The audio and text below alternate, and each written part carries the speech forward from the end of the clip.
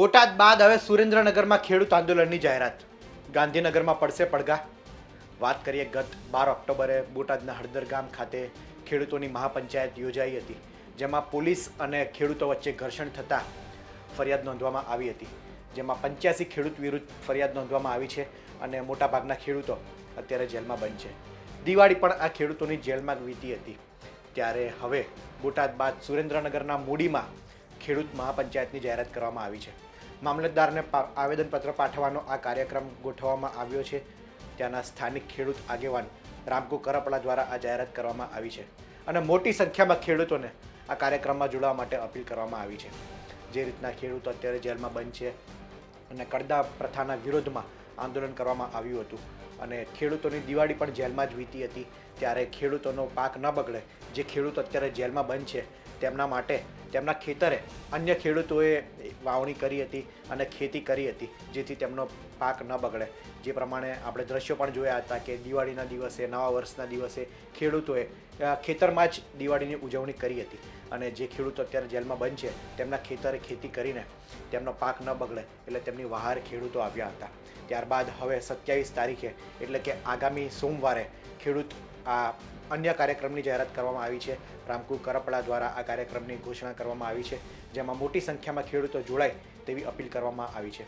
આ કાર્યક્રમની વાત કરીએ તો કડદા પ્રથા દૂર થાય તેવી માંગ કરવામાં આવી છે. આ ઉપરાંત બોટાદ સિવાય અન્ય તમામ એપીએમસીઓમાં આ પ્રકારનું થતું રહે છે, કડદા પ્રથા થતી રહે છે, ત્યારે તમામ એપીએમસીઓમાં યોગ્ય કાર્યવાહી થાય અને ખેડૂતોને ન્યાય મળે તે પ્રકારની માંગ સાથે આ કાર્યક્રમ યોજવામાં આવ્યો છે. મામલતદાર કચેરીએ આવેદનપત્ર પાઠવવાનો આ કાર્યક્રમ છે. આ ઉપરાંત કડદા પ્રથાના વિરોધમાં જે ખેડૂતોનું આંદોલન મળ્યું હતું, બોટાદના હળદર ગામે આંદોલન મળ્યું હતું, તેમાં જે ખેડૂતો વિરુદ્ધ કેસ થયા છે તે તમામના કેસ પાછા ખેંચાય અને તમામ જેલમુક્ત થાય તે માટે રજૂઆત કરવામાં આવશે.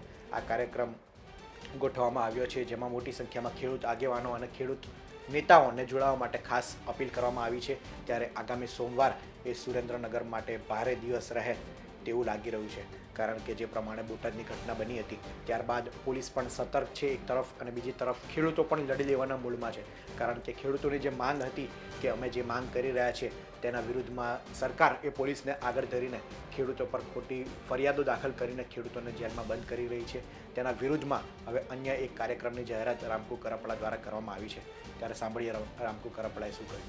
ખેડૂત ભાઈઓ, અત્યારે બોટાદ યાર્ડમાં જે અત્યારે દમન ગુજાર્યું સરકારે, ખોટા ખેડૂતને જેલમાં પૂર્યા છે, એના વિશેષણમાં આપણે 27 તારીખે અને સોમવારે મામલતદાર ઓફિસે મૂડી આયોજન પત્ર દેવાનું છે અને ખેડૂતની મગફળી 250 મણ ખરીદવી પડે, 70 મણ નહીં.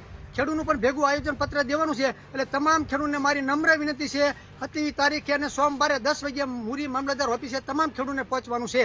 સુરેન્દ્રનગરની વાત કરીએ તો રાજુ કરપડા, જે આમ આદમી પાર્ટીના નેતા છે, તે પણ પોતે સુરેન્દ્રનગરથી આવે છે અને સુરેન્દ્રનગર એટલે ખેડૂતોનો ગઢ માનવામાં આવે છે.